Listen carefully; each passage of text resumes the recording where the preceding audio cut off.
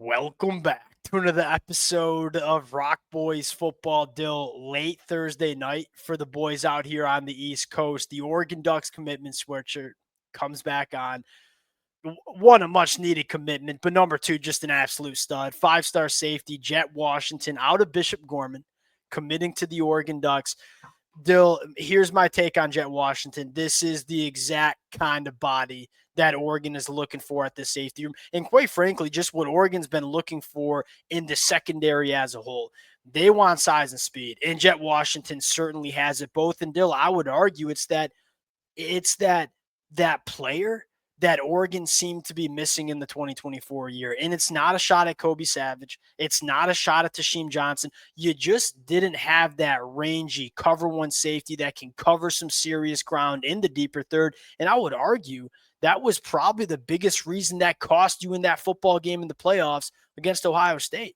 Look, I think Dan Lanning knows. If we want to win a national championship, we got to go through teams like Ohio State. We got to go through teams like Texas. Well, guess what? They got dudes at the wide receiver position. If you don't have the dudes in the secondary to deal with those wide receivers, you're probably not getting over the hump. And you've seen a stark shift in the strategy that Oregon's been going through in terms of recruiting these guys in the secondary. We want size. We want speed. We want guys who are 6 foot plus that are running sub 11 in the 100-meter dash. Jett Washington's the epitome of a size speed profile. Fired up to get into Jett Washington, who is one of my personal favorite prospects in the 2026 cycle. But Dill, let's also talk about, hey, where's Oregon going in the 2026 cycle as well? Before we get into it, as always, to the Oregon fans, it's been really fun talking this team. And to the Oregon fans who've been rocking with the boys during the highs, rocking with the boys during the lows, and Dill, let's just be quite frank about it. Like over the last 2 years, there's been a lot more highs than lows. I know the last 2 months have been some lows. Appreciate you guys. If y'all do enjoy the content, consider subscribing to the channel. Dill, we'll get into Jett Washington, a guy that we've talked a lot here on the channel. I'm going to give you the T-box in terms of, hey, what's your vibe of Oregon on the recruiting trail in the 2026 cycle? And honestly, I think you probably said it right before we went live. I mean, Dan Lanning's probably earned the trust, I think, of most Yeah. Oregon fans. And, Yeah. and really, I think he should have earned people's trust at this point to close this thing out the right way and recruit a class that will set the building blocks for continued success. And again, there have certainly been some big battles that haven't gone Oregon's way up to date, but you look, I mean, you saw the way they closed last year on guys like Name Offered and what they can do late in the cycle, especially as things are kind of in turmoil in their own right in terms of what NIL is going to look like, what rev share is going to look like. So I don't think all these battles are over. I mean, Oregon still won their share of them. They're top end recruits. Yeah. It's not a huge class right now, but the guys are bringing in. Dill, sorry to cut you off, but that's what I tell the Oregon fans too. There's a little bit of a different strategy in terms of what Oregon's doing on the recruiting trail too, where you're kind of exclusively going big game hunting. I don't think Dan Lanning's plan is to sign 35 players in this 2026 cycle, but the players he's going to sign are going to be guys that are bona fide blue chip prospects. And most of these guys that are on Oregon's boards are top 100 kids. When you narrow your recruitment board that much, you're going to have misses because you're competing with all the best programs across the country for kids all over the country. Oregon's been going big game hunting kind of exclusively, which leads you to have more misses than maybe you might like. I think you hit on something that's really important too. The late movement that we're probably going to see in the month of November. And we see it every year across the college football landscape. And there's a lot of programs that Oregon's going to battle with on the recruiting trail that there could be a lot of chaos in the month of November in terms of coaching changes, in terms of coordinator changes. The thing that I think has Oregon going in the right direction here is you kind of know what this program's going to look like over the next 5 years, regardless of what happens on the football field. And we both expect it to be very positive in 2025.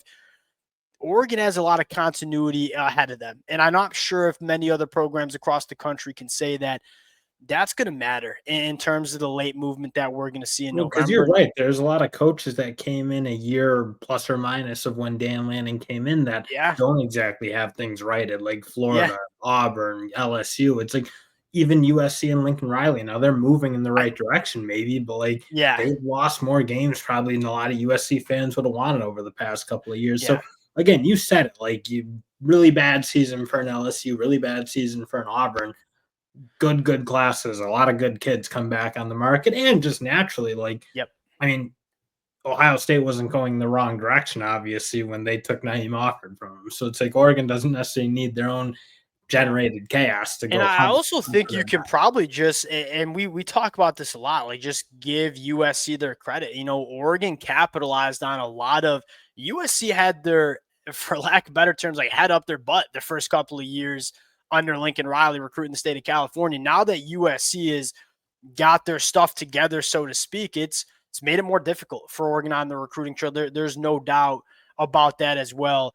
All right, we're 6 minutes in. Haven't even talked about Jett Washington yet. Dill, I'll give you the T box here again. Jett Washington, what's the value that he brings this Oregon football team here? I mean, you said it. Like when the ball was in the air against Ohio State, it too often felt like, oh, well, Ohio State's going to come down with that Yeah, because you said like you had safeties that were 3, 4, 5 inches shorter than Ohio State's wide and receivers. slower. And when Jeremiah Smith was in the open field, you're like, well, who is going to bring him Yeah, down? Like you look at the way Jett Washington plays, yeah, he does answer that type of issue, like the Ryan Wingos, the Jeremiah Smith, those big athletic yep, receivers that you said it, you need to stop when you're playing the top teams in the country. yep. Jett Washington, that size, speed, athleticism, and just the instincts. Like he plays really, really Yeah. fast. He does answer a lot of those questions in terms of dealing with those big athletic F- wideouts that Oregon Five struggled. interceptions his junior year at Bishop Gorman, like playing the national schedule. We all know what that Bishop Gorman schedule looks like. That's nothing to turn your nose on. And you see it on the film. Like this is a guy that super rangy, always seems to be in the right place at the right time. Dill, there's one other thing that I would add to the Jett Washington conversation, and that is the versatility. I love him as a cover one safety because I think the range and the ball skills are elite. This is a guy that you can have come up into the box and be a hammer and run support. He literally has the frame of like a linebacker. He's 6'1", 210 pounds, probably going to play around 215 pounds as he gets to Oregon. That's really important in this conference. We talk about it all the time. Like 1 week you're playing USC with a ton of speed and they're going to get it out in space and you need safeties to operate in coverage. Teams like Ohio State too. Well, Dill, then you might be going on the road to Ann Arbor, Michigan, or going on the road to Kinnick Stadium in Iowa City, playing the Iowa Hawkeyes and say, hey, they're running two tight ends and trying to run it down our throats.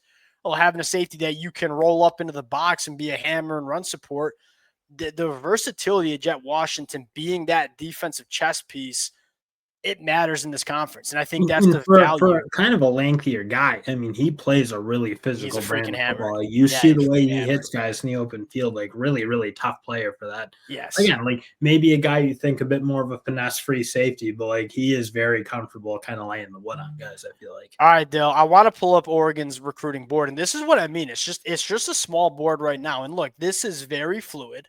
It's very much subject to change. The miss on Brandon Arrington, we'll talk about that.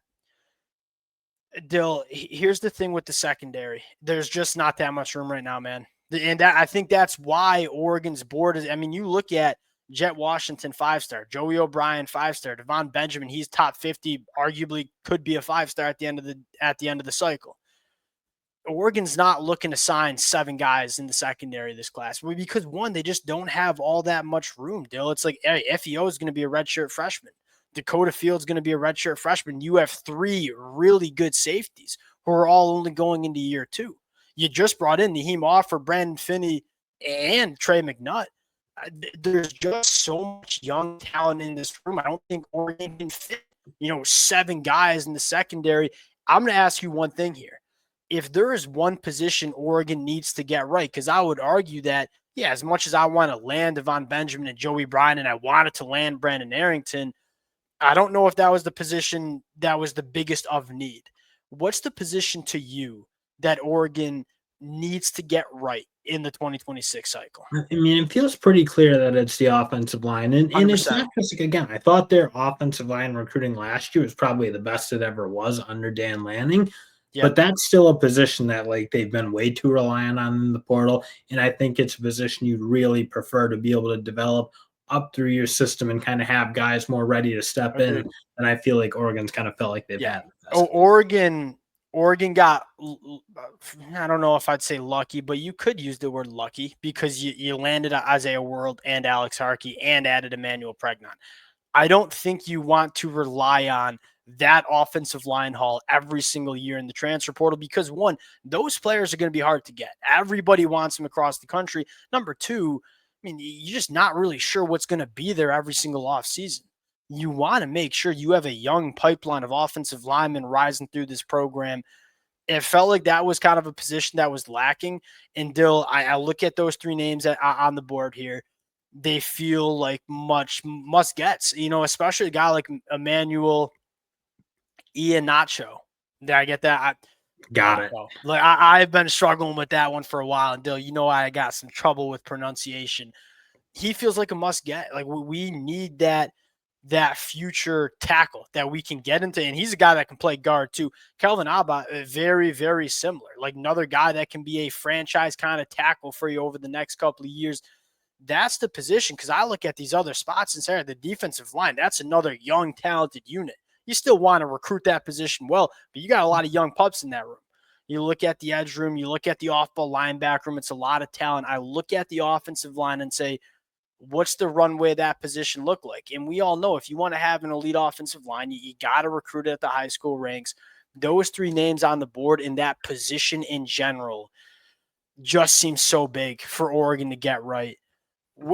And Dill, here's the last thing. We'll save that for another time. We'll sign out there late Thursday night. Boys hopping on talking Jett Washington. Really big get, fits exactly what Oregon needs. And can this be the momentum that Dan Lanning and Oregon needed? Appreciate you guys rocking with it. If y'all do enjoy the content, consider subscribing to the channel. We'll talk to y'all later.